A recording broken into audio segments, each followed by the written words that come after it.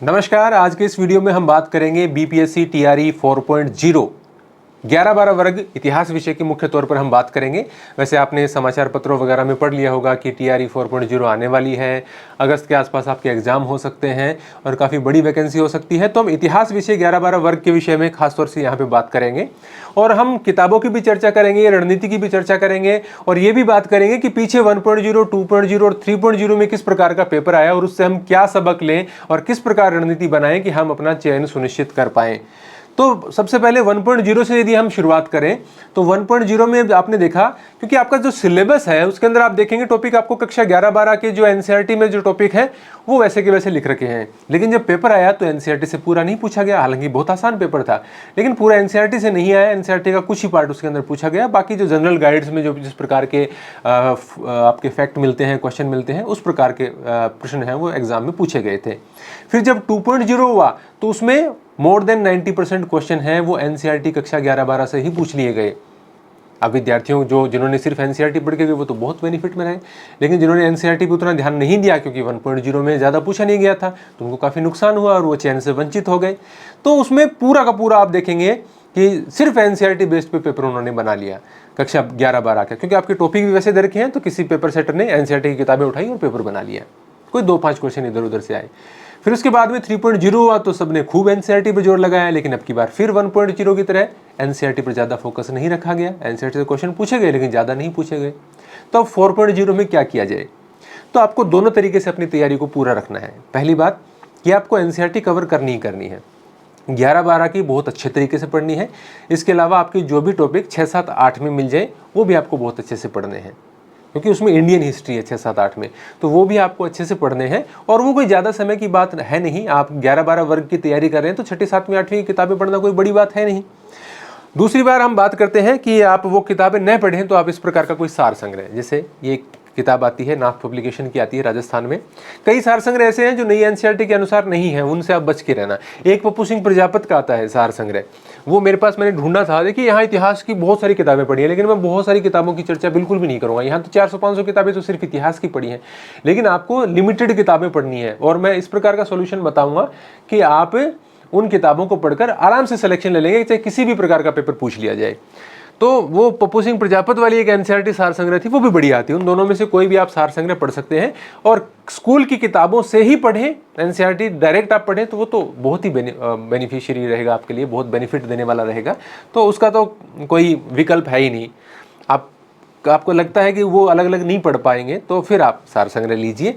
पहली मैं प्रायिकता दूंगा आप डायरेक्ट उन किताबों से ही पढ़ें। लाइट चली गई है, आ गई। अब फिर इसके बाद में बात करते हैं कि और क्या पढ़ें। एनसीईआरटी से नहीं पूछे तो फिर आप ये किताब पढ़ें इंडियन हिस्ट्री के लिए। ये किताब है आर्य कंपटीशन टाइम, आपने नाम इसका जरूर सुना होगा।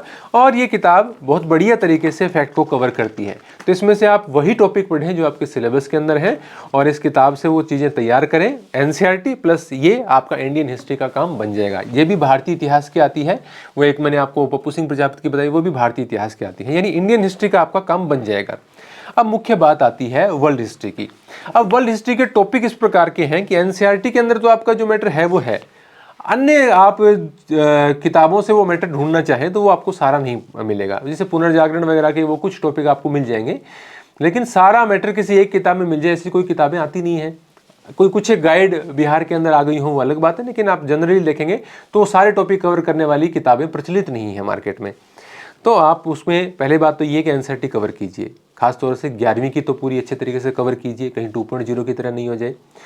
या फिर आप जो अलग अलग टॉपिक हैं उनके नोट्स ढूंढने की कोशिश कीजिए। किसी ने यूट्यूब पे पढ़ाया है या कहीं और क्लासेस चल रही हैं, उनके नोट्स इकट्ठा कीजिए। 11वीं और 12वीं पे विशेष फोकस रहता है तो उसके नोट्स तो आप हमारी एप्लीकेशन हिस्ट्री 360 से जाके डाउनलोड कर सकते हैं।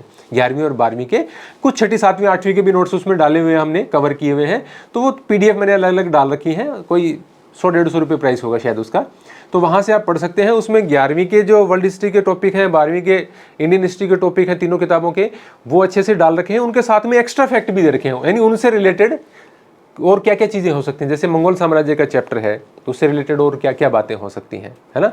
मेसोपोटामिया से संबंधित चैप्टर है तो उसके संबंध में और क्या क्या फैक्ट ऐड किए जा सकते हैं, तो इस प्रकार के फैक्ट उसमें ऐड किए हुए हैं। तो वो आपका एक बेसिक के रूप में आप जरूर पढ़ सकते हैं, ताकि आपका एक बेसिक क्वेश्चन है वो किताब से है या उससे रिलेटेड कुछ है वो आपका गलत नहीं हो। तो आप देख सकते हैं, यदि आपके पास ऐसा कोई मैटर है तो आप उसको अवॉइड कर सकते हैं। तो एक तो आपका हो गया आर्य कंपटीशन टाइम, इसके अलावा आपकी एनसीईआरटी की किताबें हो गई या कोई सार संग्रह हो गया, ये आपको जरूर पढ़ने हैं। फिर आपको इंडियन हिस्ट्री के ऑब्जेक्टिव, देखिए आप कोई दूसरा ऑब्जेक्टिव भी पढ़ सकते हैं, ऐसा कुछ नहीं है, लेकिन आप ये इनसे आप यदि आपको पढ़ते हैं तो आपको ये मान लीजिए कि थ्योरी की किताबों की भी आवश्यकता नहीं है। इस प्रकार से इनके अंदर मैटर कवर किया हुआ है। ये एक आधुनिक भारत का आता है, ये प्राचीन भारत का आता है और ये मध्यकालीन भारत का आता है। ये तीनों मेरे ही द्वारा तैयार किए गए हैं। तो इनमें से वो टॉपिक पढ़े हैं जो आपके सिलेबस के अकॉर्डिंग है। तो इनके सिलेबस के अकॉर्डिंग तो इनके आधे टॉपिक लगभग 70% 60% मैटर आपके आता है, तो वो आप पढ़ लेंगे तो उसमें से आपका पेपर का 80% से ज़्यादा पार्ट मिलने की पूरी संभावना है। और साथ में आप एनसीईआरटी पढ़ लीजिए। तो थोड़ी एक बार आप थ्योरी पढ़ के इन क्वेश्चन से आप कोई भी एक मंगवा के देख लीजिए। आप मॉडर्न हिस्ट्री का, ये मैं नीचे वेबसाइट का लिंक दे दूंगा और उससे आप ऑर्डर कर लेना, ये आपको मिल जाएगा। आपको तुरंत समझ में आ जाएगा कि मैं किस प्रकार की किताबों की बात कर रही हूँ। मैं एक किताब आपको देख के कोई धनवान तो बन नहीं जाऊँगा। तो आप एक किताब लेके देखिए और फिर आपको निश्चित ये समझ में आ जाएगा कि हाँ, इस प्रकार के प्रश्न करने से हमारा टीआरई हो या फिर आपका पीजीटी 11-12 वर्ग हो, चाहे नेट का एग्जाम हो, चाहे असिस्टेंट प्रोफेसर का एग्जाम हो, उन सब के लिए उपयोगी किताबें हैं। तो आप इन किताबों को जरूर कंसीडर करें। मैं ये नहीं कहता कि आप सारी एक साथ ले लो, एक किताब आप लेके देख लो, फिर आपको समझ आ जाएगा कि हाँ, इन किताबों का हमारे लिए क्या उपयोगिता हो सकती है। तो आपको क्वेश्चन बैंक हल करने हैं। अब वर्ल्ड हिस्ट्री का क्वेश्चन बैंक ढंग का नहीं आता, बात वो ये टॉपिक नहीं मिलते। अब जैसे मेरा खुद का एक क्वेश्चन बैंक है, इसमें से कुछ टॉपिक आपको मिल जाएंगे। यदि आप टीजीटी की भी तैयारी साथ में कर रहे हैं तो आप ये क्वेश्चन बैंक ले सकते हैं, क्योंकि फिर आपके काफ़ी सारे टॉपिक उसमें कवर हो जाते हैं, क्योंकि ये आधुनिक भारत के नहीं, आधुनिक विश्व इतिहास से संबंधित है। तो आपके प्राचीन विश्व इतिहास के जो टॉपिक हैं वो इसके अंदर आपको नहीं मिलेंगे, क्योंकि एनसीईआरटी का सिलेबस थोड़ा सा अलग प्रकार का है। ये मैंने राजस्थान को और मध्य प्रदेश को ध्यान में रखते हुए तैयार की थी, खासतौर से राजस्थान को देखते हुए। तो इसलिए इसके कुछ टॉपिक, जो टॉपिक इसके अंदर है, आपके सिलेबस में मैच कर जाते हैं। आपको मेरे टेलीग्राम वगैरह पे इसका इंडेक्स मिल जाएगा, अमेजोन पर भी इसका इंडेक्स मिल जाएगा, उससे आप देख सकते हैं। जो टॉपिक है उससे क्वेश्चन बाहर नहीं जाएगा आपकी किताब, ये मेरी गारंटी है। लेकिन सारा आपका कवर नहीं करती है। मैं झूठ बोलकर आपको ये नहीं कहता कि इसमें से आ जाएगा, ये आपके सारे टॉपिक्स को कवर नहीं करती है। हालांकि इंडियन हिस्ट्री वाले आपके सारे टॉपिक्स को आराम से कवर कर लेंगे। इसमें से आपको कुछ छोड़ना ही पड़ेगा कि ये टॉपिक मुझे मेरे सिलेबस में नहीं है, ये मैं छोड़ देता हूँ। तो मैं आपको बता रहा हूँ, एक तो बहुत सारी किताबें इकट्ठा मत कीजिए। सिर्फ क्या इंडियन हिस्ट्री के लिए एनसीईआरटी प्लस आर्य कंपटीशन टाइम, या इस प्रकार की आपके पास कोई और भी किताब हो सकती है। कोई नीरज पांडे की भी किताब आती है इस प्रकार की, या कोई और भी पब्लिकेशन की किताब आती है। अभी थोड़ी एक नाथ पब्लिकेशन की भी आई है राजस्थान में, किताब अच्छी है लेकिन वो काफ़ी थोड़ी बड़ी ज़्यादा हो जाती है। मेरे हिसाब से आर्य से ज़्यादा आपको पढ़ने की आवश्यकता नहीं होगी। आर्य प्लस ऑब्जेक्टिव पढ़ो प्लस एनसीईआरटी पढ़ो, और कक्षा 11-12 के विशेष तौर से नोट्स पढ़ें। 6, 7, 8 के भी जरूर पढ़ें, लेकिन 11-12 के नोट्स तो आप जरूर पढ़ें, या 11-12 किताबों से पढ़ो तो बहुत ही अच्छी बात है। तो पहला काम हमारा क्या है कि एनसीईआरटी को कवर करेंगे। दूसरा काम क्या है, आर्य कंपटीशन टाइम जैसी कोई किताब या आपके ऐसे कोई नोट्स हों शॉर्ट में, तो उससे हम कवर करेंगे। फिर हम ऑब्जेक्टिव सॉल्व करेंगे। फिर आपका पेपर एनसीईआरटी से पूछे, आधा पूछे, पौना पूछे, सारा पूछे या बाहर से पूछे, उससे आपको कोई फर्क नहीं पड़ेगा और आपको एग्जाम में सफलता मिल जाएगी। ऐसे हर पार्ट के लिए अलग अलग किताब मेरे हिसाब से बिहार 11-12 वर्ग पीजीटी के लिए पढ़ने की तो आवश्यकता है नहीं। बाकी आप पढ़ रहे हैं और आपको याद हो रही है तो उससे तो बेहतर तो कुछ है ही नहीं। बहुत सारे विद्यार्थी सौरभ चौबे की किताबें पढ़ रहे होंगे, है ना, परीक्षा वाणी वगैरह पढ़ रहे होंगे, तो वो पढ़ रहे हैं और आपको याद हो रही है तो उससे बेस्ट कुछ है ही नहीं। लेकिन मेरा ये मानना है कि आर्य कंपटीशन टाइम या एनसीईआरटी इससे ज़्यादा आपको पढ़ने की आवश्यकता बीपीएससी टीआरई 4.0 11-12 वर्ग के लिए नहीं है।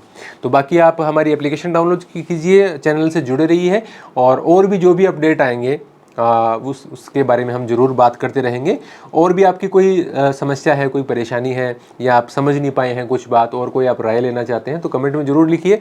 ये हमारा जो नंबर है 7833078360, उस पर मुझे व्हाट्सअप कर सकते हैं।